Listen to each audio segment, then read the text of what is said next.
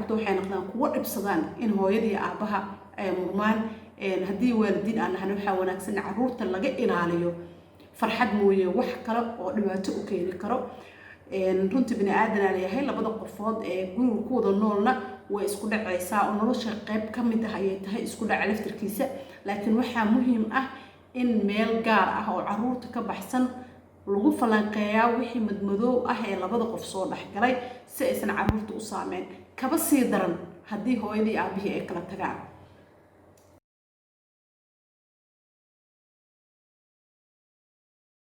kulanti wanaagsan daawadayaal meel kastoo aad joogtaan kusoo dhawaada channelada Leila Cismaan iyo Galad Show oo xiliyadan oo kala aad inooga barateen inaan mawaadiic kala duwan aan idinku soo bandhigno anagu ka eegayno dhanka arrimaha bulshada gaar ahaan qoyska iyo waxyaabaha ugu muhiimsan ee nolosha la xiriira bini'aadamka mowduucyo kala duwan oo muhiim ah ayaad dhageysateen maanta waa muuqaal kale oo cusub موضوع maanta wuxuu noqonayaa saameyn intee la eg ayuu caruurta ku yeeshaa kala taga ku yimaado hooyadii aabaha ama qoyska burburka ku yimaada sidoo u saameeyaa caruurta waa saameyn inteeda la eg waana arrin loo baahan yahay in laga hadlo marka ugu horeyso oo hooyadii aabaha uu khilaaf soo kala dhaxgala inta aan la gaarin kala tagooda wuxuu maskaxiyan u saameeyaa caruurta oo waxa saameeya caruurta buuqa iyo maxaa la hayaa rabshada guriga ka taagan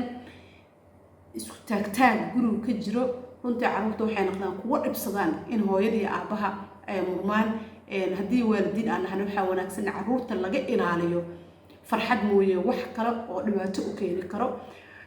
runtii bini aadan aan yahay labada qofood ee guriga ku wada noolna way isku dhacaysaa oo nolosha qayb ka mid ah ayay tahay isku dhac laftirkiisa laakiin waxaa muhiim ah in meel gaar ah oo caruurta ka baxsan lagu falanqeeyaa wixii madmadow ah ee labada qof soo dhaxgalay si aysan caruurta u saameyn kaba sii daran haddii hooyadii aabihii ay kala tagaan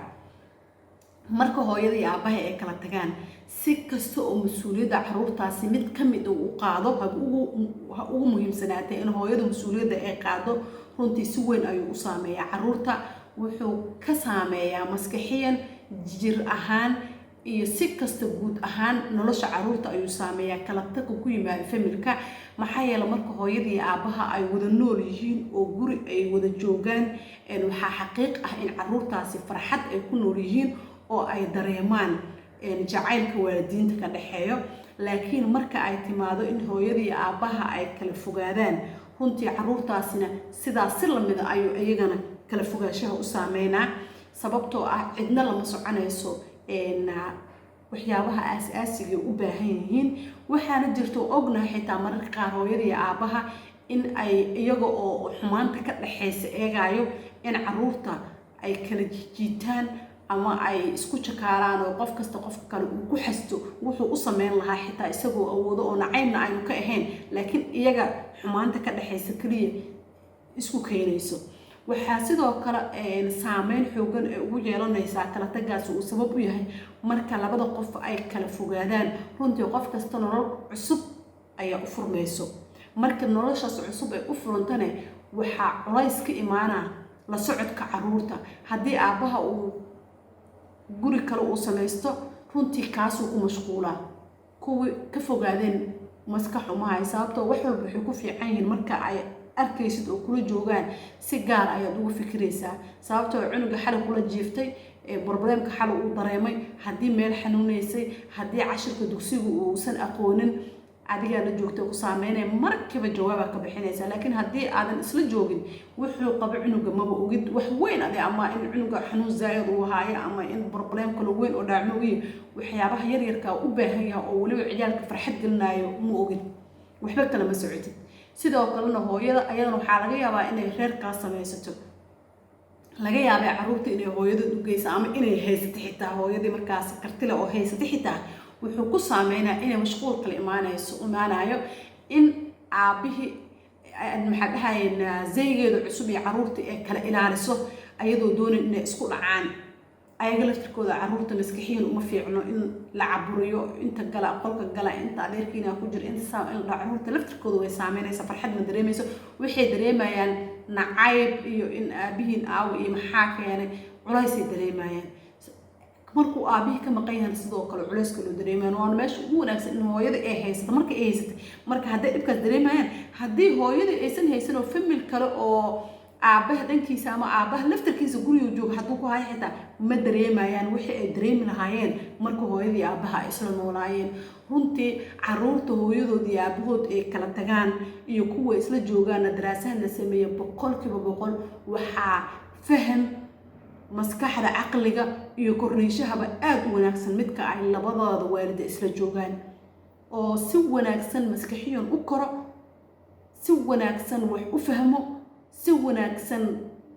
u bixiyo reaction marka aaday saameyn ugu leedahay kala taga waalidiinta caruurta marka la eego dhanka waxbarashada oo kale caruurta waxbarashada waxay ka noqonayaan kuwa ka saaqda maxaa yeelay dugsiga marka caruurta la geeyo xilliga ay ugu yar yihiin oo dugsiga la geeyo 7 ilaa 10 iyo 12 iyo 3 12 meelahaas markay jiraan waxay u baahan yihiin aabahood haddii aabaha la joogaan waxay u baahan yihiin hooyadood labadaba ma kala maarmaan maxaa yeelay hooyadana waa meesha guriga kasoo abaabulaysa in cunuga oo qanacsan oo diyaarsan uu aado madrasada aabahana waa aabihii ku kontrooli lahaa waxbarashada marka labadaba waalidiinta in ay ka kala maqan yihiin waxay u tahay nasiib darro waxbarashadana dib u dhac weyn ku yimaadaa caruurta waxbarashada ku wanaagsan waa kuwa hooyo aaba meel wada jooga kasoo soofa oo kasoo aada waxbarashada laakiin haddii hooyadii aabaha ay kala maqan yihiin caruurtaasi ma u wanaagsan si kasto marka laga hadlayo dhanka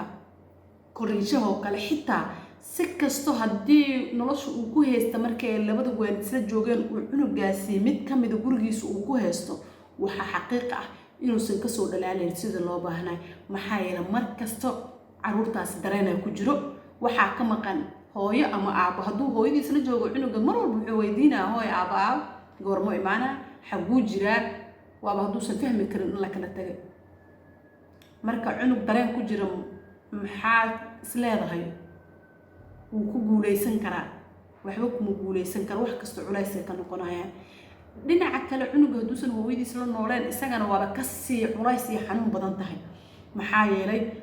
mar walba cunuga wuxuu dareemaa hooyada inay maqan tahay meel waxyaabo badan uusan dadkan kala weydiisan karin u baahan yahay runtii maskaxdiisa kusoo dhacaayo cabsi badan oo dareemaa cunuga wuxuu geesi ku yahay caruurta waxay geesiyaal ku yihiin hooyooyinkooda ku yihiin cunug hooyadiis markay la joogto caruurta kale uu ka geesinimo badan yahay runtii uu ka adkaysi badan yahay uu ka wax faham badan yahay muhiimad gaara ayay leedahay hooyada iyo aabaha inay isla joogaan waan ognahay caruur badan oo hooyo aaba aan soo korin haddana nasiib u yeeshay inay fiicnaadaan laakiin ugu badnaan caruurta dayaca haysto waa kuwa hooyadood iyo aabahood ay kala tageen tusaale haddaan soo qaadano wadooyinka magaalada caruurta ku dayacan darbi jiifka ah nolosha ka dhacay da'dooda aad u yar tahay marka aad wareysatay caruur badanaan runtii xaqiiqdii aan wareystay oo aan weydiiyey sababta wadooyinka u jiifaan dhammaantood waxay sheegeen in hooyadooda aabahood ay kala tageen yala nooshiin mid wuxuu ku leeyahay ayayaan loonaa mid aabihii laftarkiisa oo la noolyahay mid habarar oo la noolyahay mid eed oo noolyahay dhammaantood dib jiray noqdeen hooyadii aabihii ka kala tageen marka nimcada ilaahayna siiyey waxaan ku haysan karnaa oo aan ku tarbiyaysan karnaa wada jooga lamaanaha in ay wada joogaan waxay muhiim u tahay nolosha caruurtooda in caruurtooda ay hormaraan asaagood ay ka dheereeyaan waa in hooyo aabo ay haystaan wanaagsan runtii oo caruurtooda inay tarbiyaystaan iyo inay la joogaan diyaar u ah xaqiiqdii waa aragnay caruurta dadka dhiba dadka dhaca dadka dhibaateeya maxaa la dhahay mooriyaanta ciyaal suuqiinta ah dhammaantood hooyo aabo aa dhaleen laakiin hooyo aabo kala fogaadeen aa dhaleen marka la qiimeeyo qof walba oo dhibaato wado u taagan waxaa la ogaaday inuusan hooyo la soo korin uusan aabo la soo korin uu kaligiis meel ku soo koray taas darteedna waxay u keentay in caruurta ay saamayso arrintaas saameyntaas ayaa keenaysa in caruurta ay hoos u dhac ku yimaadaan waana arrin jirto oo la wada ogsoon yahay marka waxaa wanaagsan in haddii family la noqdo oo caruur la dhalo la isku dulqaato maxabad iyo jaceylka la iskugu yimid mid ka ballaaran inuu meeshaas ka dilaaco maxaa yeelay ubaxa meeshaas ka dhashay sida ugu wanaagsan ee ilmahaagu u kori lahaayeen in nolosha ay ku noolaan lahaayeen waa in aad adiga laftirkaaga dhib kasta aad u martaa farxad haddii aad doonaysid caruurtaada ay ku noolaadaan nolol wanaagsan inay ku noolaadaan waa in adiga aad dhibkooda soo qaadataa maxaa keena marka hooyada ama aabaha midkood u dhinto waalidiinta ay dhib badan dareemaan dhibkay dareemayaan waxa waaye kan kala taga ay dareemayaan mid ka xanuun badan marka dayaca caruurta wuxuu ka yimaadaa dhanka waalidiinta haddiiba la awoodo in caruurtaasi nolol wanaagsan ay ku sii noolaadaan waa in wada jooga uu badnaado